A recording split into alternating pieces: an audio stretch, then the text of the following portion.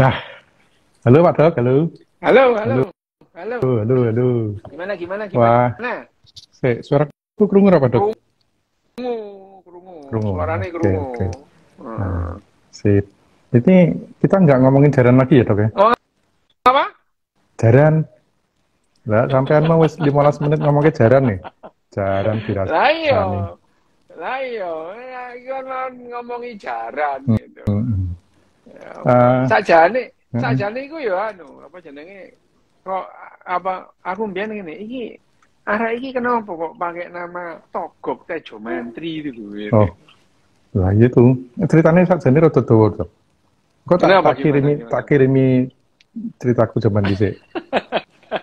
Tapi intinya tiba-tiba 2009 atau 2000 piro ya lali aku. Itu aku merasa kok kita nggak hidup sama Pendowo ya. Jangan-jangan kita hidupnya sama Kurowo. Nah, kalau kita hidup sama Kurowo kan kita bukan Semar. Gak ada Semar. Hmm. Oh, jangan-jangan Hmm. kita Togog ini.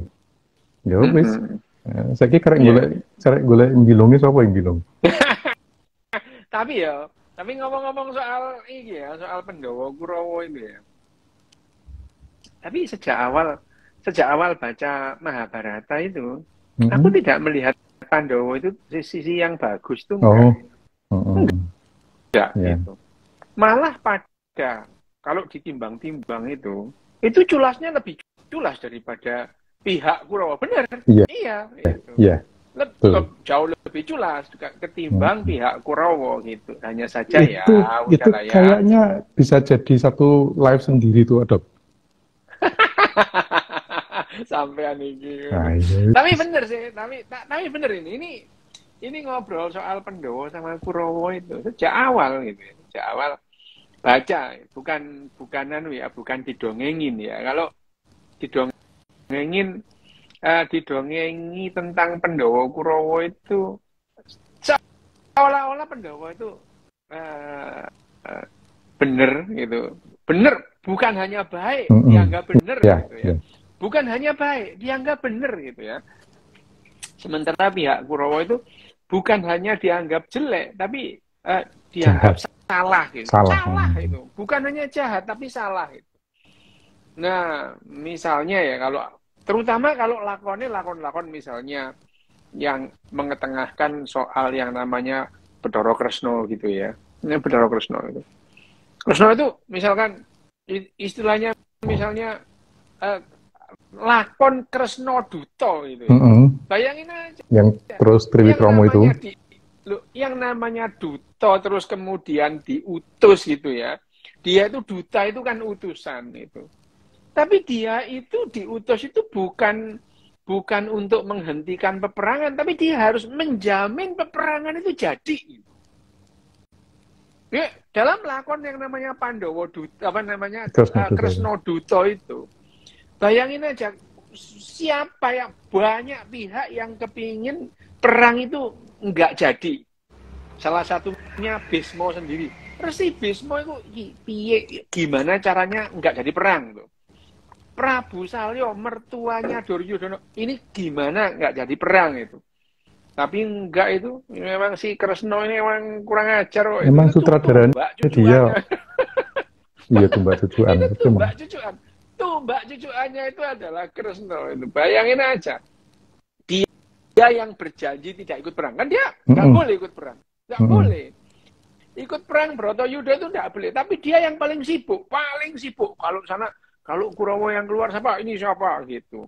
Kan IO, Bahkan Dok. yang iya EO makanya. Jadi ya misalnya aja Pandowo itu mati berapa kali dihidupin sama dia. Iya. Gitu. Ya dihidupin sama Kresno itu. Ya padahal ya misalkan dalam lakon Palgunadi itu ya Ekoloyo Praloyo itu. Lah yang jahat Arjuna kok gitu kan. Tapi Arjuna dianggap sebagai yang bagus gitu ya dari awal gitu.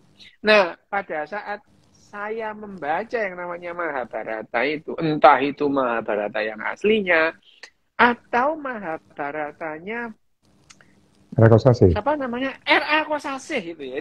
Itu kan komik ya, komik. Iya. Tapi komiknya R.A. Kosasih itu lebih clear gitu ya. Lebih clear gitu ya, tidak memihak ya. Kalau yang namanya kejadiannya seperti apa itu ya gitu. Cuman kalau misalkan dalam wayang Jawa ini gitu ya. Kalau dalam wayang Jawa itu Kurawa itu jahat itu. Pandowo itu baik, padahal ya enggak gitu. Nah, ngomong-ngomong soal Tejo Mantri gitu ya. Tejo Mantri kalau misalnya Togog ini, kalau dalam kisah Ramayana, dia lebih sering berhubungan dengan Kumbakarna. Lebih sering dengan Kumbakarna. Ya itu Kumbakarna. Dia ngomong banget. Kalau sama Kumbakarna itu ya ngomong. Seperti kalau dalam Mahabharata, dia lebih sering berdialog dengan yang namanya adiknya Duryudana, Dursosono. Lucu banget kalau mereka ngomong gitu ya. Mereka itu kalau ngomong lucu banget ya. Tapi duanya sama sih. Semar itu juga istilahnya tidak memihak gitu. Enggak memihak gitu. Ya ngikuti aja maunya ndoro-ndoronya gimana gitu ya. Seperti Togog gitu ya. Togog juga Togog juga sering ngeritik Dursosono gitu ya. Dursosono ya biasa-biasa aja itu. Tapi ya kalau perannya si Tejo Mantri dan Semar dalam hal ini itu menunjukkan bahwa mereka tidak terlibat gitu ya. Tidak terlibat. Ya, transenden.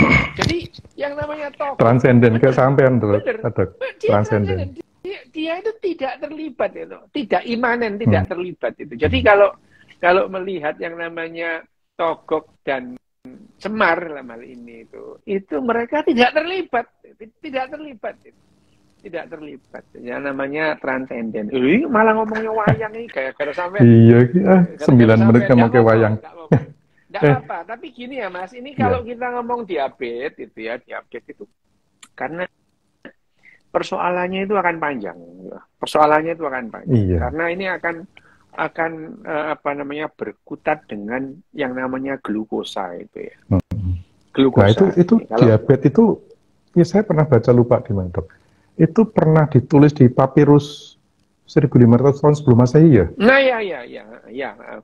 1500 sebelum Masehi di jauh ini masa-masa istilahnya prehistorik gitu ya, masa-masa prasejarah. Tapi sejarah awal ya, bukan sebelum Masehi ya, kira-kira 3500. Di papirus di Mesir itu ada yang namanya istilah cerita kencing di lubung semut gitu ya. Kencing di lubung semut itu ya. Nah, hal yang mirip ditemukan pada catatan-catatan di India kuno itu ya. Yang namanya Madhumaya ya. Madhumaya itu kencing madu gitu ya. Kencing madu gitu. Jadi Madhumaya, kencing madu. Kencingnya itu manis gitu. Tapi istilah diabetes itu adalah bahasa Yunani, bahasa Latin, gitu ya. Bahasa Latin, diabetes itu. Diabetes. Nah, yang namanya diabetes itu lebih cenderung pada kencingnya banyak, bukan pada kencing manisnya. Jadi diabetes itu adalah kencing banyak itu. Kencing banyak. Istilah itu merujuk ke kencing banyak. Jadi diabetes itu literally pipo gitu ya. Jadi literal T itu pipa gitu. Jadi kalau dalam bahasa Latin yang namanya diabetes itu adalah pipa itu. Kenapa? Pada orang-orang tertentu kencingnya banyak itu. Itu kencingnya banyak. Itu yang namanya diabetes itu. Jadi seakan-akan dia ini iki wong apa PDAM gitu yo. Itu artinya lek ngoyo wakeh gitu. Tapi kalau beser itu belum tentu diabetes ya? Sama itu ya. Nah, diabetes itu kan ada yang namanya diabetes mellitus. Itu kencing manis. Oh iya, kencing manisnya diabetes mellitus. Ada lagi diabetes insipidus. Tapi kalau diabetes insipidus itu tidak ada hubungannya dengan kadar glukosa gitu ya. Yang ada adalah hubungannya dengan yang namanya hormonnya ada yang namanya antidiuretik hormon itu ada gitu ya. Antidiuretik hormon itu ya, atau hormon vasopresin atau antidiuretik hormon itu ada. Gitu. Tugasnya hormon ini apa? Tugasnya hormon ini menjaga supaya cairan dalam tubuh kita itu tetap mencukupi gitu. Nah, kalau antidiuretik hormonnya ini turun itu ya. Nah, wes kencingnya banyak itu. Bahkan orang itu bisa defisit itu ya. Ngombe 2 liter sing metu 3 liter gitu ya gitu. Nah, loh, kok bisa? Loh, iya, dari mana sisanya? Loh ya tadi yang namanya sel kita itu terdiri ada air di situ ya, air sel. Jadi ya yang namanya diabetes itu cepat atau lambat dia akan merusak sel itu akan mati. Nah, sebelum kita ngomong ke yang namanya diabetes, kita nggak apa-apa, beberapa seri aja. Nanti kita ngomong misalnya tipe diabetes itu ada berapa gitu. Itu nanti yang terpisah. Kita ngomong apa namanya, wah ada Nancy Weber ini dokter ini. Nancy Weber itu yang aku selalu kekurangan cairan. Kekurangan cairan gambarnya wine gitu. Anak ini ngakal kok. Itu nanti kita perlu bahas sendiri dok antara wine dengan diabetes itu dok. Oh ya itu ya iya nanti kita bahas misalnya makanan apa itu atau minuman apa gitu kan. Seringkali orang itu kita bahas nanti itu kita bahas ini lebih banyak bahas mitos-mitos yang ada dalam diabetes gitu ya. Kalau misalnya bagaimana menangani diabetes itu, konsul ke dokter penyakit dalam gitu ya itu. Cuman dokter penyakit dalam itu seringkali itu nggak punya waktu menjelaskan kalian itu dapat cerita yang aneh-aneh dari luar itu, jengkel itu ya. Wah, dokter penyakit dalam itu loh, prakteknya semalam pasiennya 30 gitu. Gimana mau menjelasin kamu kayak begini kan nggak ada gitu ya. Nah ini, tapi kita membahas mengenai hubungannya adalah kalau kita nanti kan yang dimaksud dengan Mas Zen ini kan yang dimaksudkan diabetes di sini itu kan diabetes mellitus ya, lebih ke diabetes mellitus, kencing manis itu ya, DM itu ya. Dan mungkin kita lebih fokus ke yang tipe 2 dulu ya dok ya. Oh iya. Soalnya kan lebih dari 90%, lebih dari 90% kan tipe 2. Nah ini kenapa sekarang itu, makanya kenapa kok lebih banyak yang tipe 2 daripada tipe 1 gitu ya. Itu karena yang pertama dan itu adalah ini yang namanya kalau pertanyaannya kenapa diabetes tipe 2 itu lebih banyak daripada yang tipe 1? Jawabannya adalah sederhana, karena kita makin sehat. Iya. Makin sehat atau makin sejahtera? Tuh kan, itu. Kita makin sehat gitu. Kita ini makin sehat, umur kita makin panjang. Berarti kita makin sehat. Oh, oke. Ya, itu. Ya, jadi kita itu makin sehat gitu ya. Kita makin sehat sehingga kalau kita makin sehat umur kita makin panjang.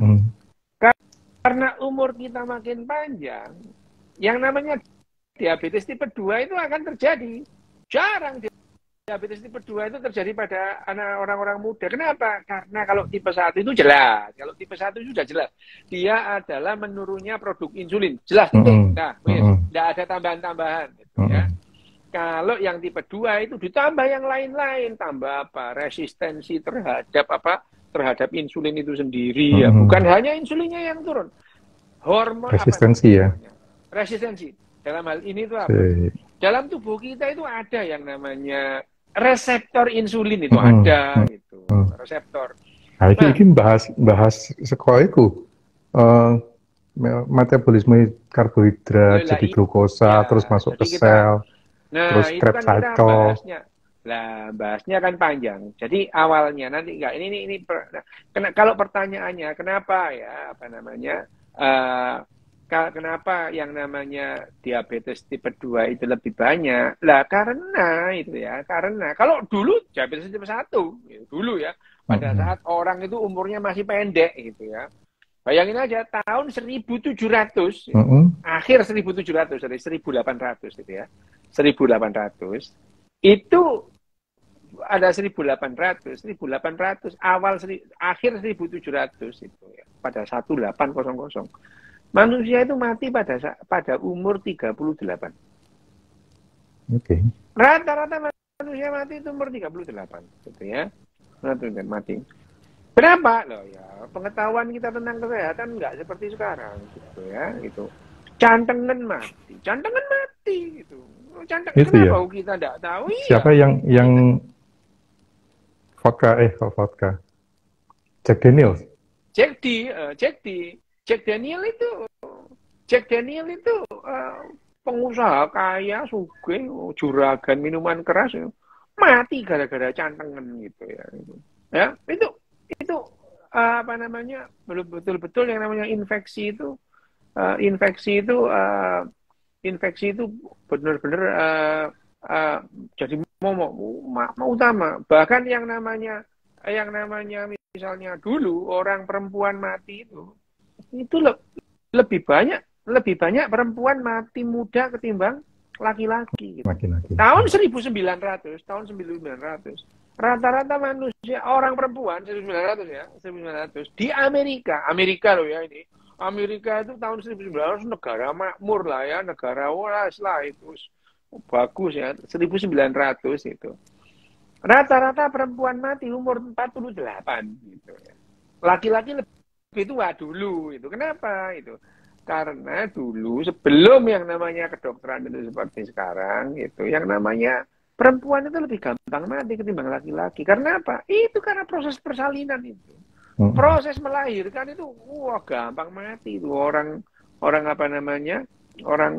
perempuan itu gampang mati. Cewek itu lebih gampang mati. Nah, sekarang setelah yang namanya kita pengetahuan kita tentang kesehatan makin bagus, obat-obat kan masih tersedia. Nah, usia harapan hidup perempuan jauh lebih tinggi ketimbang laki-laki gitu. Ya, itu. Sekarang kalau misalkan perempuan terpaut 7 tahun antara harapan hidup laki-laki dengan perempuan, karena perempuan memang alam semesta ini merancang tubuh perempuan itu jauh lebih kuat dari laki-laki, lebih sehat dari laki-laki gitu ya. Itu untuk ukuran dunia atau ukuran Indonesia, Dok? Untuk dunia. Ya, untuk ukuran spesies itu. Untuk ukuran spesies. Untuk ukuran spesies itu perempuan itu dirancang jauh lebih tahan terhadap kematian ketimbang laki-laki gitu ya. Ketimbang laki-laki. Misalnya yang paling gampang yaitu tadi. Perempuan pada saat usia subur gitu ya, masih menstruasi perempuan itu gitu. Masih menstruasi, belum menopause itu. Nggak ada, kita hampir tidak pernah menemui orang perempuan usia subur itu mati gara-gara serangan jantung. Nggak ada. Gitu. Nggak ada. Sistem pembuluh darah dan jantung perempuan usia subur itu dijaga oleh yang namanya siklus menstruasi. Bukan menstruasinya ya. Siklus menstruasi itu ya. Siklus menstruasi itu ya, jadi hormon yang berganti tiap siklus itu antara 24 sampai 48 hari. Ada orang menstruasi itu 2 bulan sekali itu ada. Itu bukan kelainan, memang variasinya variasi normal. Ya, variasinya macam-macam. Nah, yang namanya siklus hormonal perempuan itu betul-betul menjaga pembuluh darah dan jantungnya itu lebih sehat gitu. Sehingga kita jarang sekali menemukan, hampir tidak pernah perempuan masih usia subur itu serangan jantung gitu. Tapi laki-laki main futsal umur 35 mati di lapangan futsal gitu ya.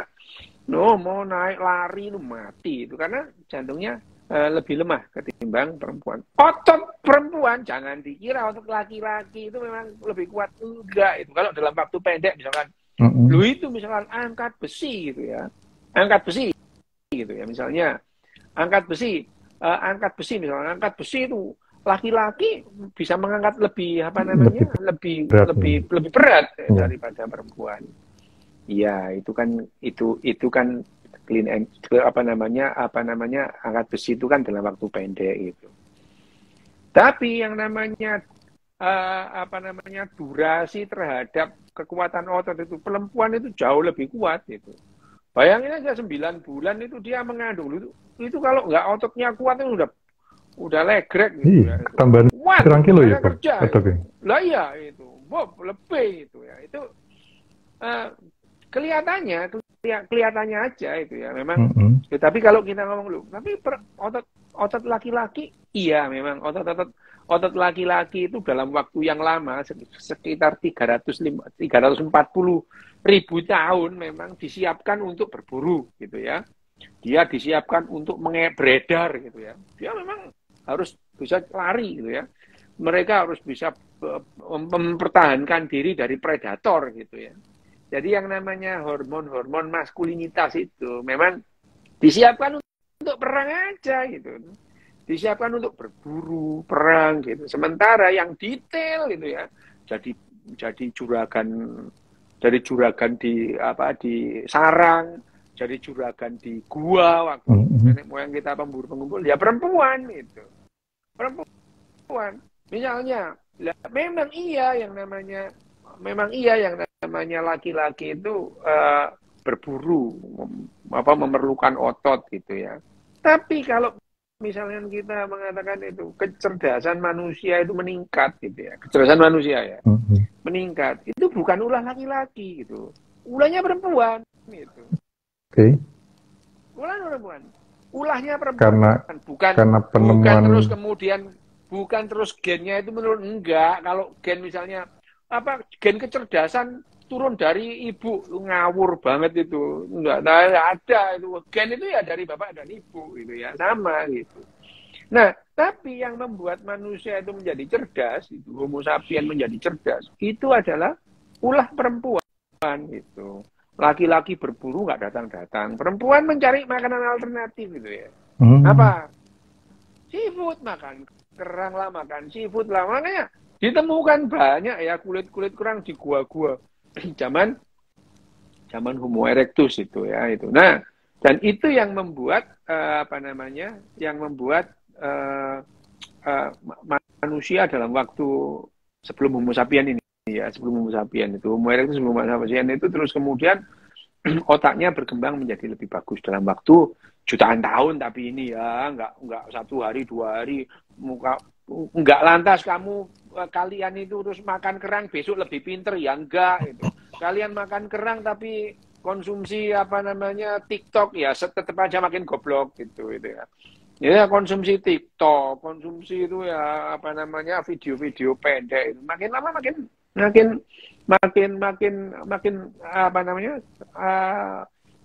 kognitif kita makin jelek. Kenapa kemarin itu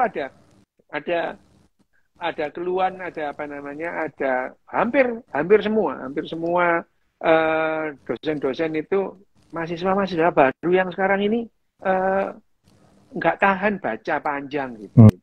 Kalau dikasih pertanyaan itu, sumber jawabannya TikTok, bayangin aja, lah ya apa gitu ya. Ya, tapi ya maklum lah ya apa yang diharapkan dari 78,5 itu ya, apa yang diharapkan gitu. Tapi kalau kita ya, meski anak-anak kayak gini, meskipun dijejeli kerang sama seafood tiap hari, ya nggak lantas jadi cerdas, nggak gitu cara mainnya. Itu adalah bergenerasi-generasi. Nah, laki-laki ya tetap sih ya namanya dua-duanya. Kalau gini ya, misalnya mana yang lebih berperan dari dalam mempertahankan spesies itu, laki-laki atau perempuan? Ya dua-duanya gitu akhirnya. Ya. Lah dua-duanya, cuman satu perannya apa gitu ya itu. Nah, kalau kita berbicara mengenai kita sebelum ngomong diabetes ya ini, kita ngomong yang namanya gula itu penting gitu. Tapi kenapa pada saat diabetes itu gula menjadi malapetaka gitu ya? Gula ini jadi malapetaka gitu. Padahal yang namanya gula itu adalah senjata satu-satunya bagi kehidupan. Loh, gitu ya. Kehidupan kita. Gula itu satu-satunya gitu. Satu-satunya yang efektif gitu. Karena yang namanya gula itu jauh lebih efektif ketimbang makanan-makanan lain gitu ya. Bahan-bahan lain gitu. Glukosa itu lebih efektif gitu. Kenapa? Nah, kita mundur lagi nih, Kita mundur lagi ya. Jadi kalau kita ngomong kehidupan ini kan, kalau kita membahas tentu dari awal ya, kenapa kok demikian gitu ya, why gitu ya, bukan bagaimana seharusnya tapi apa adanya gitu ya, bagaimana seharusnya itu tapi apa adanya, bagaimana apa adanya. Yang namanya kehidupan kita ini, kehidupan kita itu sudah terbukti gitu ya. Alam semesta itu menuju ketidakteraturan ya. Jelas, ya. Itu namanya entropi itu ya. Hukum termodinamika 2. Ya, termodinamika 2. Itu alam semesta ini menuju ke tidak teraturan. Semua sistem menuju ke arah tidak teratur. Semua sistem. Kecuali sistem itu dibuat terbuka gitu ya. Kalau dalam sistem tertutup, itu ada entropi, itu menuju ke tidak teraturan itu. Nah, alam semesta ini sebetulnya adalah sistem tertutup. Jadi alam semesta ini menuju ke tidak teraturan. Kalau kita memperhatikan misalnya ya, kita mengambil kesimpulan yang salah karena alam semesta itu waktunya panjang, sementara manusia itu lifespan-nya itu pendek. Sehingga kita itu tidak bisa, otak kita itu tidak bisa Pak Dok, sampai waktu minum dulu Pak Dok. Apa namanya? Otak kita tidak bisa membayangkan apa yang terjadi pada orang tua kita. Apa yang terjadi pada nenek kita. Apa yang terjadi pada buyut kita. Kita tidak bisa memahami. Kita membayangkan apa yang terjadi pada bapak kita, kakek kita, buyut kita. Seperti yang kita hadapi. Yeah. Ya. Jadi kita tidak bisa mengambil kesimpulan itu pendek itu. Ya, memang apapun yang dulu terjadi diproyeksikan kayak kondisi sekarang. Seperti sekarang. Gitu. Sehingga kita itu tidak bisa menerima sesuatu itu memerlukan proses yang panjang. Gitu, ya. Proses yang panjang. Segala sesuatu seperti taken for granted, mak glodak jadi gitu ya. Gitu. Jadi timeline dalam otak kita itu nggak jalan gitu. Contoh aja ya, kembali ke yang namanya Mahabharata tadi itu. Waduh, timelinenya kacau itu. Kacau timelinenya Mahabharata itu. Ya, kacau itu. Kacau. Bagaimana yang namanya misalnya Arjuna punya anak namanya Abhimanyu. Ya. Umur 16 dia harus mati gitu ya. Umur 16 dia harus mati karena perjanjian Tuhan. Jadi yang namanya Abhimanyu itu di dalam tubuhnya Abhimanyu itu masuk Sang Hyang Warcas namanya itu ya. Warcas ini dia punya janji juga, dia harus turun ke bumi dan masuk ke dalam tubuhnya kesatria dalam waktu 16 tahun. Setelah 16 tahun dia harus mati gitu ya. Ya, Sang Hyang Warcas ini masuk gitu ya. Terus kemudian bayangin anak umur 16 tahun gitu ya. Terus dia sudah punya anak lagi gitu ya. Namanya Pariksit gitu ya. Pariksit ya sudah siap perang. Bahkan yang namanya perangnya apa namanya? Perang Bharatayuddha itu ada anaknya Gatotkaca yang sudah ikut perang gitu. Namanya Sasikirono ikut perang gitu itu. Ya. Sasikirono itu cucunya Werkudara. Gitu. Jadi yang namanya terus kemudian pokoknya timeline itu kacau lah itu ya namanya. Tapi kebiasaan kita itu menganggap segala sesuatu terjadi dalam masa yang pendek. Misalnya yang namanya kapan itu mulai, kan kita tidak langsung seperti ini ya, mendadak misalnya kapan kita itu mulai mengenal anjing gitu. Nggak tahu kita gitu, ya. Kita menganggap ya anjing dari dulu ya kayak gini gitu. Bukan hanya sampean Mas, itu bukan hanya kita sekarang semua ini. Bahkan orang yang pernah dianggap sebagai orang yang tercerdas, yang paling pandai, yang pernah lahir di bumi ini, itu pun tidak bisa membayangkan bahwa binatang dan kehidupan itu tidak seperti ini sebelumnya itu. Siapa? Aristoteles itu. Aristoteles itu nulis buku yang namanya Sejarah Binatang itu. Loh, gini loh, Aristoteles itu memang memang orang paling pintar lah ya, cerdas. Sembarang bisa dia. Bahasa bisa, yang namanya fisika juga bisa, biologi juga ngerti ya di zamannya itu ya. Dia itu sudah jagoan lah, apa biologi, fisika, kimia lah, hampir semua bisa lah gitu ya. Tetapi yang namanya Aristoteles itu tidak paham bahwa anjing itu dulu nggak kayak gini gitu. Tidak paham. Gitu. Dia tidak paham. Bahkan Aristoteles itu tidak tahu, belum tahu dia, dan tidak tahu sampai matinya dia tidak tahu bahwa ada binatang yang sudah punah, ada kehidupan yang sudah punah, ada kehidupan yang dia nggak tahu gitu. Jadi dalam bukunya Sejarah Binatang itu, Aristoteles dia mengatakan binatang-binatang ya seperti sekarang ini sudah gitu. Ya, sudah itu. Nggak ada evolusi-evolusian itu nggak ada gitu.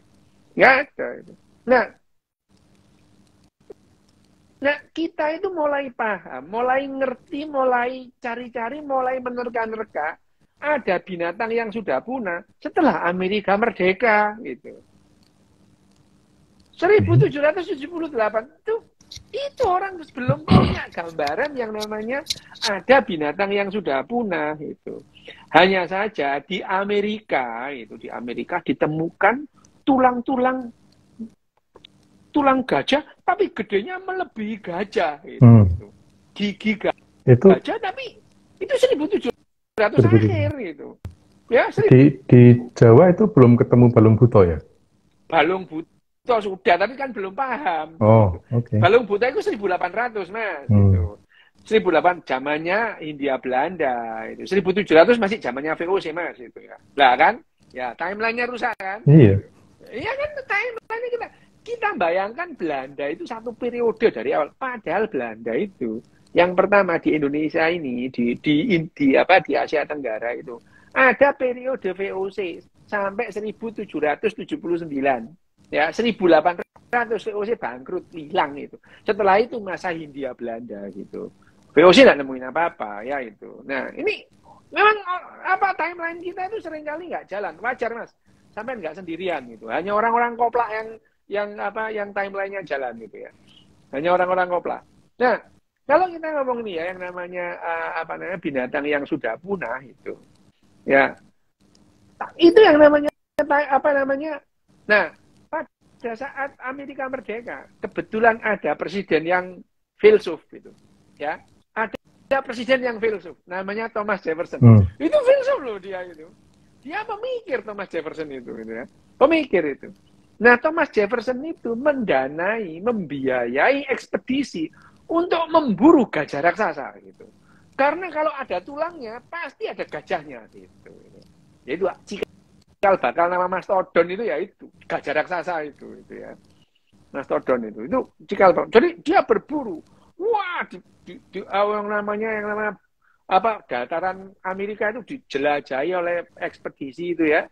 Ekspedisi itu mencari gajah dan dia tidak menemukan satupun gajah raksasa di Amerika, mulai Amerika sampai Amerika Utara sampai Alaska, nggak menemukan gitu, ya itu. Nah, pada saat itu Thomas Jefferson baru mikir, jangan-jangan ini gajah-gajah raksasa ini sudah punah lah. Baru mulai ada yang namanya kepunahan itu gitu ya, itu baru gitu ya. Nah, dari situ terus kemudian kita mulai satu persatu itu ya, tahu yang namanya banyak ternyata binatang yang sudah punah gitu. Nah, balik lagi lah ya kita, sehingga timeline kita itu tidak paham gitu. Nah, sama aja kita kan tidak bisa memahami bahwa 2 generasi yang lalu jilbab itu dilarang di Indonesia. Nah, orang nggak bisa ngira itu. Nggak ngira itu. Kita itu membayangkannya ya, di Indonesia dari dulu jilbab sudah wajib gitu. Padahal sampai tahun 84 di sekolahan itu dilarang jilbaban. Itu timeline seperti ini nggak ada. Nah, sampai si MH bikin lautan jilbab itu ya? Lautan jilbab itu, saking getolnya dia itu. Tapi waktu itu ya nggak ada. Nah, sama seperti yang terjadi di Pulau Paskah. Ya. Pulau Paskah itu. Pada saat pendaratan orang Eropa pertama kali di Pulau Paskah, penghuni Pulau Paskah itu tidak ada yang tahu bahwa kakeknya dan buyutnya yang membuat patung-patung gede itu. Mereka nggak tahu. Gitu. Mereka nggak tahu.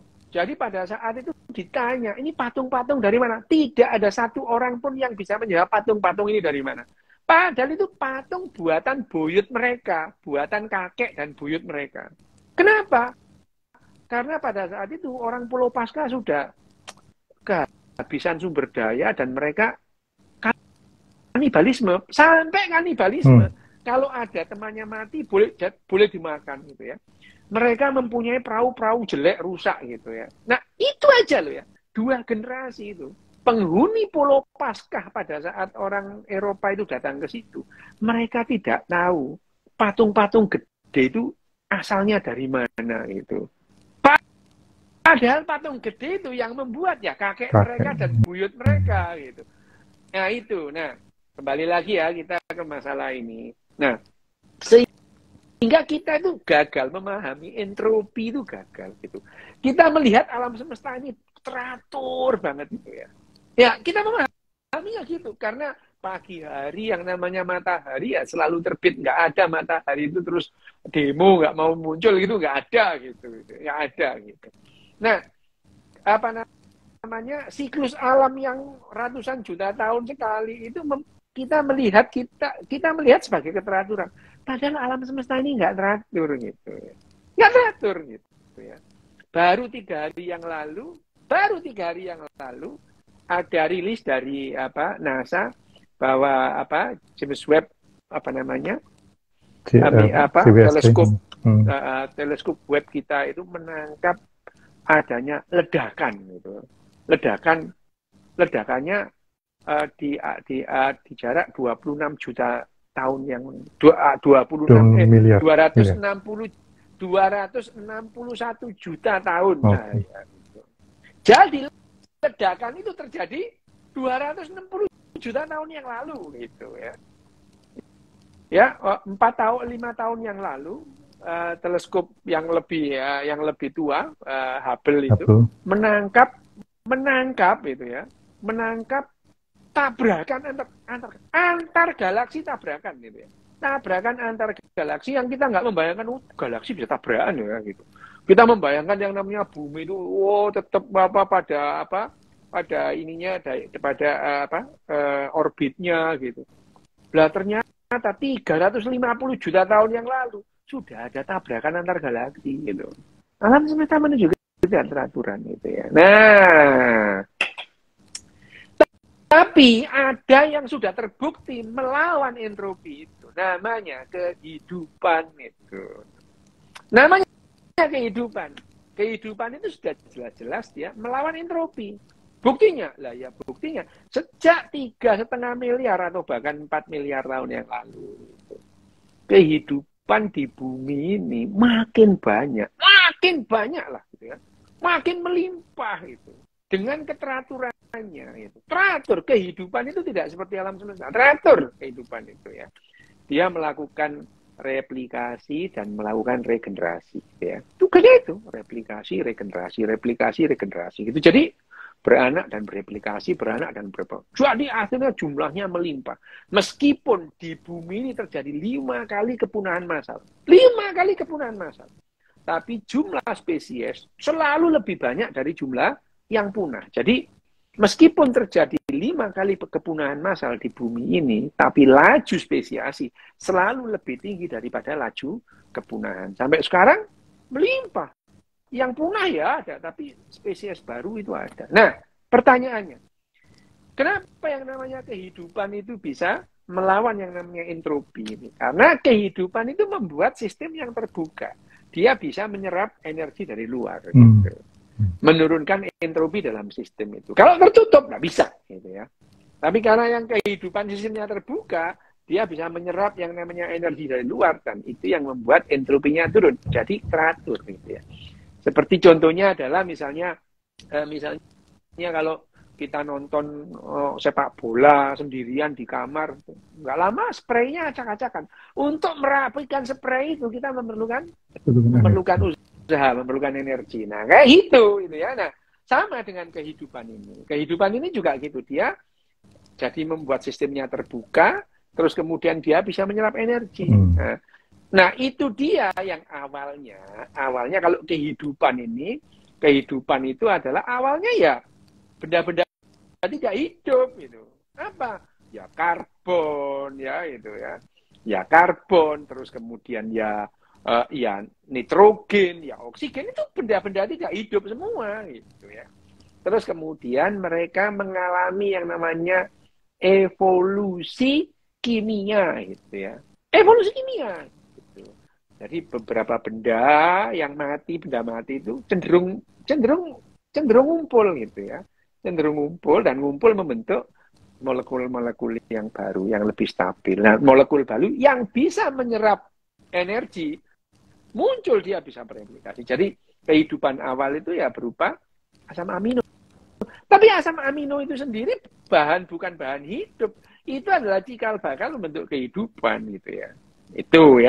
Nah, dia membuka yang namanya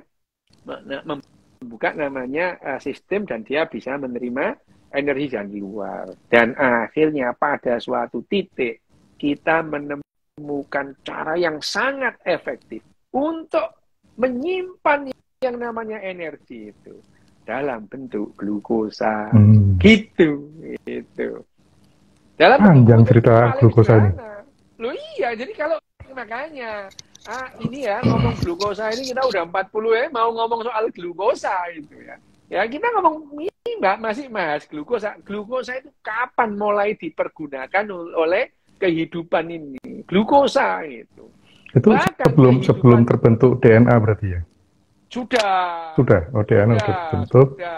Sudah DNA itu ya, sudah DNA. Akhirnya kita mendapatkan yang namanya mulai dari RNA menjadi DNA itu kan acak itu. Betul-betul acak. Sehingga yang dari yang namanya primordial soup itu, wah, sampai terbentuknya kehidupan awal itu. Perlu waktu sekitar 2,5 miliar tahun. 2,5 miliar tahun itu ya.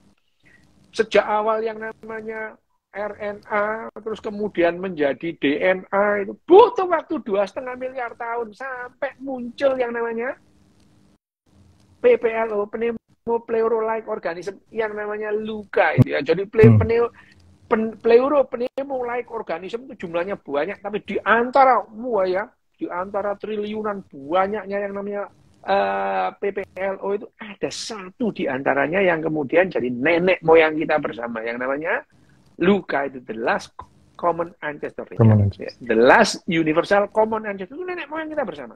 LUCA ini. Ya, nah ini yang mempunyai kecenderungan bereplikasi dan beregenerasi lebih bagus. Nah dari saat itu terus kemudian kita makin cerdas itu ya, kehidupan makin cerdas. Bagaimana dia menyerap energi gitu, Dan yang paling efektif adalah pada saat mempergunakan yang namanya glukosa gitu. Nah, glukosa ini jadi penting itu. Kenapa? Misalnya kalau kita itu ada kehidupan bersel satu, terus kemudian berbuntut cambuk yang namanya flagellata. Flagellata itu. Mereka itu sederhana gitu. Dia itu bergerak itu. Flagellata itu hukumnya sederhana. Mereka itu bergerak. Begitu dia itu dinding selnya itu mendeteksi bahwa kadar glukosanya itu turun, hanya ada satu perintah, balik kanan maju jalan ya gitu. Okay. Ya, bagaimana akhirnya kehidupan awal itu berburu glukosa itu ya. Berburu glukosa itu, dan kemudian akhirnya kehidupan menemukan jalannya gitu ya, pada saat yang namanya ada gini kan, bakteri makan bakteri. Ada bakteri lain yang makan bakteri lain yang akhirnya tidak sempurna dicerna sehingga jadi mitokondria. Jadi kehidupan baru ini lebih cerdas dari kehidupan berikutnya. Sebelumnya ya. Jadi bentar Pak Dok, sampai cepat banget. Itu tadi berarti sel kita itu aslinya terdiri dari dua bakteri ya? Oh, kita binatang 2 gitu ya. Binatang 2. Kalau yang namanya tumbuhan 3 gitu. Karena dia makan kloroplas menjadi klorofil itu. Jadi yang pertama, ya, yang lebih tua adalah cikal bakal binatang ketimbang cikal bakal tumbuhan gitu. Oke. Ya, jadi cikal bakal satu bakteri dulu. Nah, satu bakteri makan bakteri lain. Bakteri makan bakteri lain, terus gagal kemudian dicerna, jadilah mitokondria. Jadi mitokondria itu sebetulnya alien di situ. Tapi akhirnya dia berfungsi sebagai pusat pernapasan gitu ya. Ya, pusat pernapasan. Dan itu juga dia yang kelihatannya kecelakaan tadi itu, dia akhirnya menjadi motor utama untuk terjadi yang namanya metabolisme aerob. Ya, menghasilkan ATP lebih tinggi gitu. Itu yang proses Krebs cycle itu di dalam mitokondria itu ya? Dalam mitokondria. Pada saat ini terus ada cikal bakal yang sudah ada mitokondrianya itu dia makan bakteri yang tubuhnya penuh dengan kloroplas dan tidak tercerna dengan baik, akhirnya dia hidup di situ, jadilah cikal bakal klorofil. Nah, kita makin terbukalah jalan untuk menyimpan yang namanya energi itu ya. Klorofil menangkap yang namanya sinar matahari, diubah menjadi bahan kimia. Dalam hal ini adalah glukosa gitu. Glukosa lagi gitu. Bagaimana yang namanya kehidupan kita itu makin lama makin cerdas dan makin efektif menggunakan energi yang berasal dari matahari untuk membuka dan mengisi yang namanya sistem yang terbuka tadi untuk menurunkan entropi itu. Jadi kehidupan kita sudah terbukti kehidupan ini melawan entropi itu sendiri gitu ya. Melawan hukum alam gitu ya. Itu entropi. Nah, akhirnya glukosa itu dan kita akhirnya menemukan cara menyimpan glukosa yang lebih lama, misalnya diubah jadi protein, diubah jadi sel lemak. Itu belakangan gitu ya itu. Jadi misalnya glukosa itu pendek dan cenderung tidak stabil. Tapi kalau kemudian disimpan dari lemak, disimpan jadi protein dalam bentuk ocot, nanti kalau dalam kelaparan mereka dimobilisasi lagi gitu. Loh gitu. Makanya kenapa yang namanya pada diabetes itu akhirnya nanti kan kita bisa jawab, kenapa kok dulunya itu lemaknya berlimpah kok akhirnya malah kurus gitu ya. Ya karena begitu sampai pada saat diabetes, dia tidak bisa mempergunakan diabetes itu yang glukosa yang melimpah itu, glukosanya buang semua. Jadi dia itu tetap akhirnya meskipun glukosanya berlimpah dalam darahnya itu, dia kekurangan yang namanya energi karena tidak bisa mengubah glukosa itu menjadi energi itu ya. Ya, akhirnya itu lipolisis yang jaringan lemaknya yang diambil juga. Akhirnya kurus, dagingnya juga hilang gitu ya. Itu nanti ya. Tapi itu enggak tubuh bisa milih mana lemak mana protein atau enggak? Atau acak? Kalau sudah rusak ya udah semua. Tapi hukumnya adalah selama ada glukosa, lemak dan protein tidak diapa-apain. Kalau glukosa habis, terus kemudian yang dimetabolisme adalah lemak dulu. Setelah lemak baru protein gitu. Itu rumusnya kayak gitu ya itu. Nah, kembali lagi itu kembali awal-awal kenapa yang namanya glukosa itu penting gitu. Glukosa itu penting. Jadi glukosa itu bisa menjadi kalau dalam sel kita, dalam tubuh kita, misalnya sel itu ya memang untuk mempertahankan kehidupan sel itu ya kalau kita itu mempertahankan eksistensi sel itu mutlak diperlukan yang namanya energi, bahan bakar. Satu-satunya bahan bakar sel itu namanya ATP, nggak ada yang lain udah itu. Nggak ada yang lain itu. Nah ATP itu bisa dibentuk dari satu yang utama dari glukosa. Yang dua dari lemak. Yang tiga dari protein itu. Protein bisa menghasilkan ATP lewat yang namanya proses HMP Shunt itu ada. Gitu. Ya, yang namanya lemak itu, yang namanya gluconeogenolisis itu juga menghasilkan yang namanya ATP gitu. Tapi itu tidak efektif. Yang paling efektif adalah glukosa ini.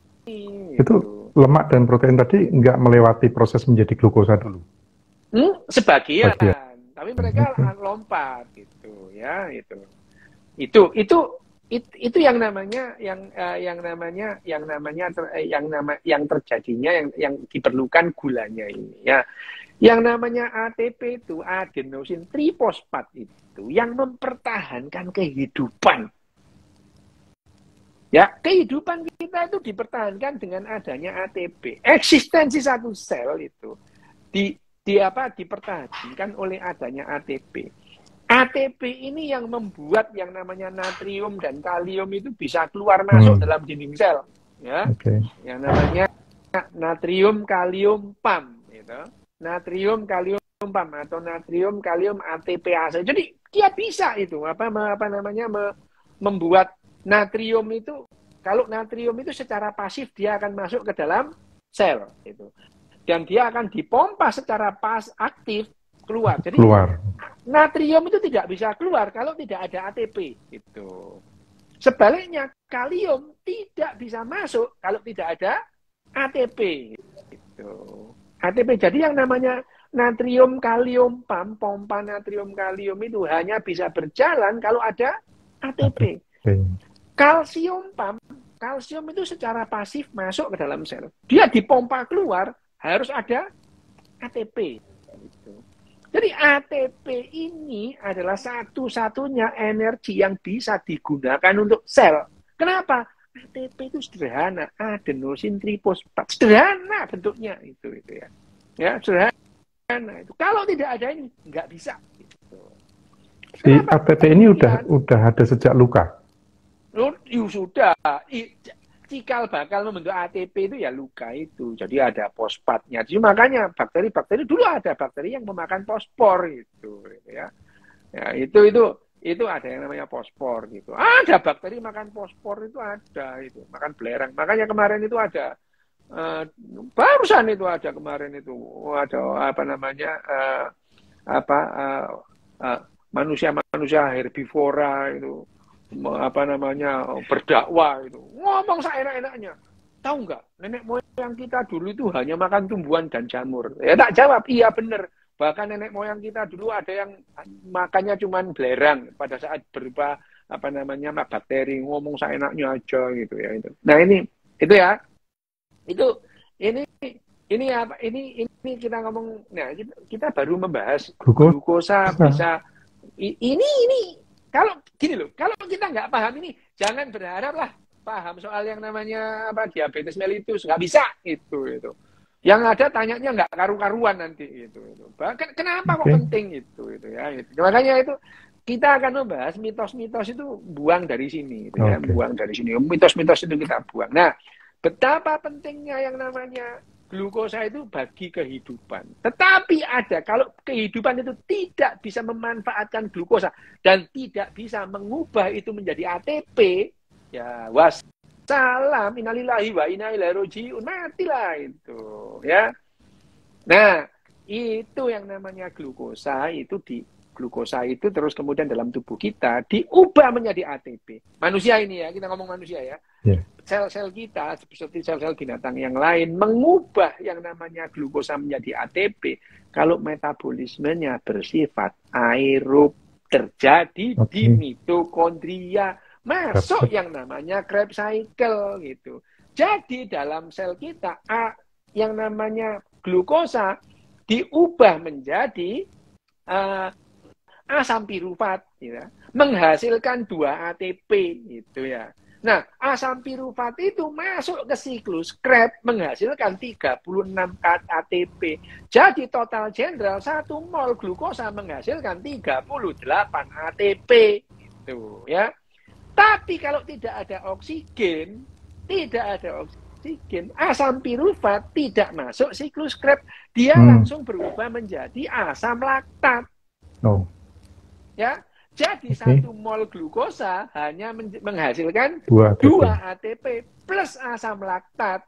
Sementara kalau masuk siklus Krebs menghasilkan 36 ATP plus oksigen plus H2O. Ya. Nah, jadi kalau yang namanya metabolisme aerob bagus menghasilkan 38 ATP. Sementara kalau yang namanya tidak ada oksigen, kita menjadi cuma 36 ATP. 2 ATP. Kekurangan 36 ATP. Itu sama dengan 96% kekurangan. Sama dengan nggak ada. Sehingga yang namanya mesin, namanya sel ini mati, rusak. Dan itu yang terjadi pada orang diabetes. Sel-selnya itu lisis satu persatu, dibuang kencing lewat kencing, selnya rusak semua itu. Kenapa kencingnya banyak? Banyak sel yang lisis itu, ya. Selnya lisis itu. Sel lisis itu. Jadi kencing itu. Makanya kencing, dan akhirnya ya kalau dulu ya mati aja. Makanya orang zaman dulu umur 32 mati gitu ya. Nah, kalau dulu yang ada adalah diabetes tipe 1. Kenapa? Lah masih muda gitu ya, itu. Resistensinya enggak banyak, orang gendut enggak ada dulu gitu ya. Sekarang orang gendut ya. Orang gendut itu terus kemudian reseptor insulinnya turun gitu. Nah, jadilah dia diabetes tipe 2. Nah, ini adalah benang merahnya antara yang namanya tadi glukosa namanya glukosa menjadi penting itu. Nah, ini bayangin aja, cerita glukosa itu kita harus bicara soal yang namanya PPLO, kita ngomong soal yang namanya, nah kalau nggak tahu ya bagaimana, itu ya nggak paham gitu ya. Nah kita menangkap itu seperti taken for granted gitu. Nah itu yang namanya, ini cikal bakal bagaimana yang namanya sel kita bisa yang namanya mempergunakan glukosa menjadi sumber energi gitu ya. Menjadi sumber energi diubah menjadi ATP tadi, itu sejarahnya panjang gitu ya. Tidak serta-merta itu simsalabim gitu. Enggak, itu sejarahnya panjang. Dan ini juga kalau kita, kenapa yang namanya diabetes mellitus itu sulit diobati gitu ya. Selama kita tidak bisa mengubah kebiasaan itu, kalau kita paham perilaku sel kita, bahkan kalau perlu kita memahami apa yang terjadi secara molekul di dalam sel kita itu, ya kita lebih paham. Tapi tidak semua orang harus paham, tidak perlu gitu ya. Nah, kalau semua belajar biologi, nanti yang jaga Alfamart siapa? Itu yang nandur pari sopo, itu yang jualan di pasar siapa gitu. Enggak, ini yang perlu paham biologi dikit aja itu. Yang lain-lain itu sok-sokan aja. Itu seperti selama pandemi kan mereka sok-sokan paham virus, padahal ya biologi goblok. Kemudian waktu SMA, sekarang jadi ahli virus itu gimana? Mas, ya. udah teh Mas. Nanti di save kapan dilanjutin ya. Nanti kita lanjutin lagi. Teman-teman minta maaf ini nggak sempet baca question. Ya. Dilanjut minggu depan kalau sempat. Ya. Matur nuwun. Okay. Nggih, makasih. Ya.